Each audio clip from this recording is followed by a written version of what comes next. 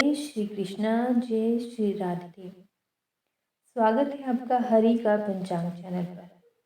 इस चैनल पर आप सुन रहे हैं श्रीमद् भागवत महापुराण के महात्म्य को। आपने 3 अध्याय सुने हैं। आज चौथे अध्याय का महात्म्य कहेंगे। चौथे अध्याय में श्रीमद् भागवत के स्वरूप, प्रमाण, श्रोता वक्ता के लक्षण, सुनने की विधि और महात्म्य का वर्णन किया गया है। शौनक आदि ऋषियों ने श्री सूत जी से कहा, सूत जी, आपने हम लोगों को बहुत अच्छी बात बताई। आपकी आयु बढ़े, आप चिरंजीवी हों और चिरकाल तक हमें इसी प्रकार उपदेश करते रहें। आज हम लोगों ने आपके मुख से श्रीमद्भागवत का अपूर्व महात्म्य सुना है। श्री सूत जी, अब इस समय आप हमें यह बताइए कि श्रीमद्भागवत का स्वरूप क्या है, उसका प्रमाण, उसकी श्लोक संख्या कितनी है, किस विधि से उसका श्रवण करना चाहिए तथा श्रीमद्भागवत के वक्ता और श्रोता के क्या लक्षण हैं। अभिप्राय यह है कि उसके वक्ता और श्रोता कैसे होने चाहिए। श्री सूत जी कहते हैं, ऋषिगण, श्रीमद्भागवत और श्री भगवान का स्वरूप सदा एक ही है और वह सच्चिदा आनंदमय है। भगवान श्री कृष्ण में जिनकी लगन लगी है, उन भावुक भक्तों के हृदय में जो भगवान के माधुर्य भाव को अभिव्यक्त करने वाला, उनके दिव्य माधुर्य रस का आस्वादन कराने वाला सर्वोत्त उत्कृष्ट वचन है, उसे श्रीमद् भागवत समझो। जो वाक्य, ज्ञान, विज्ञान, भक्ति और इनके अंगभूत साधन चतुष्टय को प्रकाशित करने वाला है तथा जो माया का मर्दन करने में समर्थ है, उसे भी तुम श्रीमद् भागवत समझो। श्रीमद् भागवत अनंत अक्षर स्वरूप है। इसका नियम, प्रमाण भला कौन जान सकता है। पूर्व काल में भगवान विष्णु ने ब्रह्मा जी के प्रति 4 श्लोकों में इसका दिग्दर्शन मात्र कराया था। विप्रगण इस भागवत की अपार गहराई में डुबकी लगाकर इसमें से अपनी अभीष्ट वस्तु को प्राप्त करने में केवल ब्रह्मा, विष्णु और शिव आदि ही समर्थ हैं, दूसरे नहीं। परंतु जिनकी बुद्धि आदि वृत्तियां परिमित हैं, ऐसे मनुष्य का हित साधन करने के लिए श्री व्यास जी ने परीक्षित और शुकदेव जी के संवाद के रूप में जिसका गान किया है, उसी का नाम श्रीमद् भागवत है। उस ग्रंथ की श्लोक संख्या 18,000 है। इस भाव सागर में जो प्राणी कली रूपी ग्रह से ग्रस्त हो रहे हैं, उनके लिए यह श्रीमद् भागवत ही सर्वोत्तम सहारा है। अब भगवान श्री कृष्ण की कथा का आश्रय लेने वाले श्रोताओं का वर्णन करते हैं। श्रोता 2 प्रकार के माने गए हैं, प्रवर यानी कि उत्तम तथा अवर यानी कि अधम। प्रवर श्रोताओं के चातक, हंस, शुक और मीन आदि कई भेद हैं।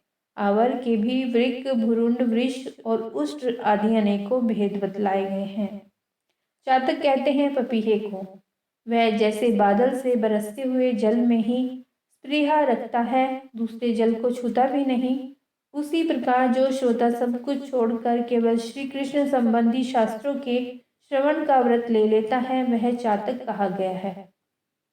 जैसे हंस दूध के साथ मिलकर एक हुए जल से निर्मल दूध ग्रहण कर लेता है और पानी को छोड़ देता है, उसी प्रकार जो श्रोता अनेकों शास्त्रों का श्रवण करके भी उनमें से सार भाग अलग करके ग्रहण कर लेता है, उसे हंस कहते हैं।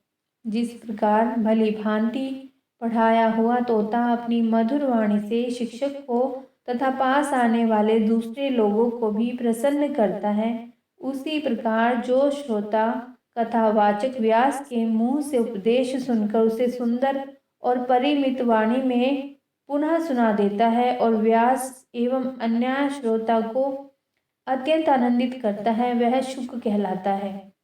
जैसे क्षीर सागर में मछली मौन रहकर अपलक आंखों से देखती हुई सदा दुग्ध पान करती रहती है, उसी प्रकार जो कथा सुनते समय निर्मेष नयनों से देखता हुआ मुंह से कभी एक शब्द भी नहीं निकालता, वह प्रेमी श्रोता मीन कहा गया है।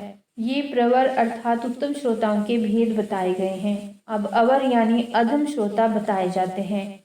वृक कहते हैं भेड़िए को। जैसे भेड़िया वन के भीतर वेणु की मीठी आवाज सुनने में लगे हुए मृगों को डराने वाली भयानक गर्जना करता है, वैसे ही जो मूर्ख कथा श्रवण के समय रसिक श्रोताओं को उद्विग्न करता हुआ बीच बीच में जोर जोर से बोल उठता है, वह वृक कहलाता है। हिमालय के शिखर पर एक भुरुंड जाति का पक्षी होता है। वह किसी के शिक्षाप्रद वाक्य सुनकर वैसा ही बोला करता है, किंतु स्वयं उससे लाभ नहीं उठाता। इसी प्रकार जो उपदेश की बात सुनकर उसे दूसरों को तो सिखाए, पर स्वयं आचरण में ना लाए, ऐसे श्रोता को भुरुंड कहते हैं। वृक्ष कहते हैं बैल को। उसके सामने मीठे मीठे अंगूर हो या कड़वी खली, दोनों को वह एक सा ही मानकर खाता है। उसी प्रकार जो सुनी हुई सभी बातें ग्रहण करता है, पर सार और असार वस्तु का विचार करने में उसकी बुद्धि अंधी असमर्थ होती है, ऐसे श्रोता वृक्ष कहलाते हैं। जिस प्रकार ऊंट माधुर्य गुण से युक्त आम को भी छोड़कर केवल नीम की पत्ती चबाता है, उसी प्रकार जो भगवान की मधुर कथा को छोड़कर उसके विपरीत संसार की बातों में रमता रहता है, उसे ऊंट कहते हैं। ये कुछ थोड़े से भेद यहाँ बताए गए हैं। इनके अतिरिक्त भी प्रवर अवर दोनों प्रकार के श्रोताओं के भ्रमर और गदहा आदि बहुत से भेद हैं। इन सब भेदों को उन श्रोताओं के स्वाभाविक आचार व्यवहारों से परखना चाहिए, जो वक्ता के सामने उन्हें विधिवत प्रणाम करके बैठे और अन्य संसारी बातों को छोड़कर केवल श्री भगवान की लीला कथाओं को ही सुनने की इच्छा रखे, समझने में अत्यंत कुशल हो, नम्र हो, हाथ जोड़े रहे, शिष्य भाव से उपदेश ग्रहण करे और भीतर श्रद्धा तथा विश्वास रखे। इसके सिवा जो कुछ सुने उसका बराबर चिंतन करता रहे, जो बात समझ में न आए पूछे और पवित्र भाव से रहे तथा कृष्ण के भक्तों पर सदा ही प्रेम रखता हो, ऐसे ही श्रोता को वक्ता लोग उत्तम श्रोता कहते हैं। अब वक्ता के लक्षण बतलाते हैं। जिसका मन सदा भगवान में लगा रहे, जिसे किसी भी वस्तु की अपेक्षा न हो, जो सबका सुहृद और दीनों पर दया करने वाला हो तथा अनेकों युक्तियों से तत्व का बोध करा देने में चतुर हो, उसी वक्ता का मुनि लोग भी सम्मान करते हैं। विप्रगण, अब मैं भारतवर्ष की भूमि पर श्रीमद्भागवत कथा का सेवन करने के लिए जो आवश्यक विधि है उसे बतलाता हूँ, आप सुने। इस विधि के पालन से श्रोता की सुख परंपरा का विस्तार होता है। श्रीमद्भागवत का सेवन 4 प्रकार का है, सात्विक, राजस, तामस और निर्गुण, जिसमें यज्ञ की भांति तैयारी की गई है। बहुत सी पूजा सामग्रियों के कारण जो अत्यंत शोभा संपन्न दिखाई दे रहा हो और बड़े ही परिश्रम से बहुत उतावली के साथ 7 दिनों में ही जिसकी समाप्ति की जाए, वह प्रसन्नता पूर्वक किया हुआ श्रीमद्भागवत का सेवन राजस है। 1 या 2 महीने में धीरे धीरे कथा के रस का आस्वादन करते हुए बिना परिश्रम के जो श्रवण होता है, वह पूर्ण आनंद को बढ़ाने वाला सात्विक सेवन कहलाता है। तामस सेवन वह है जो कभी भूल से छोड़ दिया जाए और याद आने पर फिर आरंभ कर दिया जाए। इस प्रकार 1 वर्ष तक आलस्य और अश्रद्धा के साथ चलाया जाए। यह तामस सेवन भी न करने की अपेक्षा अच्छा और सुखी देने वाला है। जब वर्ष, महीना और दिनों के नियम का आग्रह छोड़कर सदा ही प्रेम और भक्ति के साथ श्रवण किया जाए, तब वह सेवन निर्गुण माना गया है। राजा परीक्षित और सुखदेव के संवाद में जो भागवत का सेवन हुआ था, वह निर्गुण ही बताया गया है। उसमें जो 7 दिनों की बात आती है, वह राजा की आयु के बचे हुए दिनों की संख्या के अनुसार है, सप्ताह कथा का नियम करने के लिए नहीं। भारतवर्ष के अतिरिक्त अन्य स्थानों में भी त्रिगुण, सात्विक, राजस और तामस अथवा निर्गुण सेवन अपनी रुचि के अनुसार करना चाहिए। तात्पर्य यह है कि जिस प्रकार भी हो सके श्रीमद्भागवत का सेवन, उसका श्रवण करना चाहिए। जो केवल श्री कृष्ण की लीलाओं के ही श्रवण, कीर्तन और रस आस्वादन के लिए लालायित रहते हैं और मोक्ष की भी इच्छा नहीं रखते, उनका तो श्रीमद्भागवत ही धन है, तथा जो संसार के दुखों से घबराकर अपनी मुक्ति चाहते हैं, उनके लिए भी यही इस भय रोग की औषधि है। अतः इस कलिकाल में इसका प्रयत्न पूर्वक सेवन करना चाहिए। इनके अतिरिक्त जो लोग विषयों में ही रमण करने वाले हैं, सांसारिक सुखों की ही जिन्हें सदा चाह रहती है, उनके लिए भी अब इस कलयुग में सामर्थ्य, धन और विधि विधान का ज्ञान न होने के कारण कर्म मार्ग से मिलने वाली सिद्धि अत्यंत दुर्लभ हो गई है। ऐसी दशा में उन्हें भी सब प्रकार से अब इस भागवत कथा का ही सेवन करना चाहिए। यह श्रीमद् भागवत की कथा धन, पुत्र, स्त्री, हाथी, घोड़े आदि वाहन, यश, मकान और निष्कंटक राज्य भी दे सकती है। सकाम भाव से भागवत का सहारा लेने वाले मनुष्य इस संसार में मनवांछित उत्तम भोगों को भोग कर अंत में श्रीमद् भागवत के ही संग श्री कृष्ण के परम धाम को प्राप्त हो जाते हैं। जिनके यहाँ श्रीमद् भागवत की कथा वार्ता होती हो तथा जो लोग उस कथा के श्रवण में लगे रहते हैं, उनकी सेवा और सहायता अपने शरीर और धन से करनी चाहिए। उन्हीं के अनुग्रह से सहायता करने वाले पुरुष को भी भागवत सेवन का पुण्य प्राप्त होता है। कामना दो वस्तुओं की होती है, श्री कृष्ण और धन की।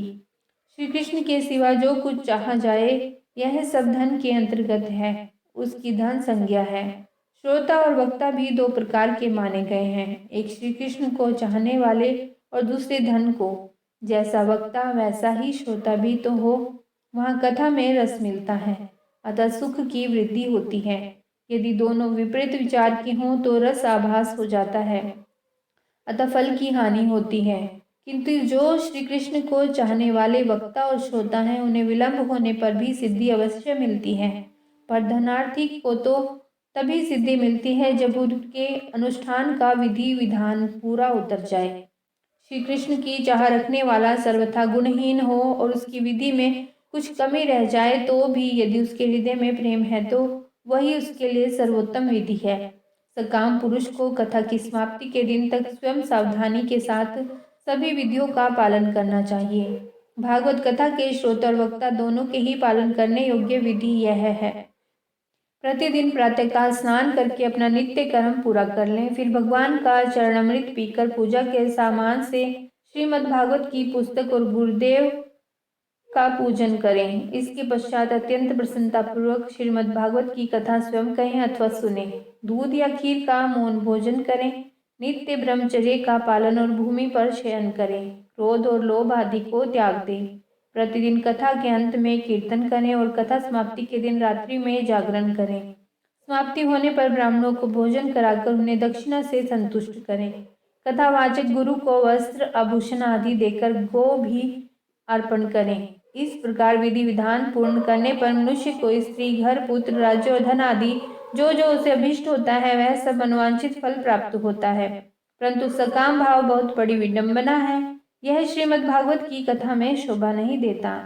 श्री सुखदेव जी के मुख से कहा हुआ यह श्रीमद् भागवत शास्त्र तो कलयुग में साक्षात श्री कृष्ण की प्राप्ति कराने वाला और नित्य प्रेमानंद रूप फल प्रदान करने वाला है। जय श्री कृष्ण।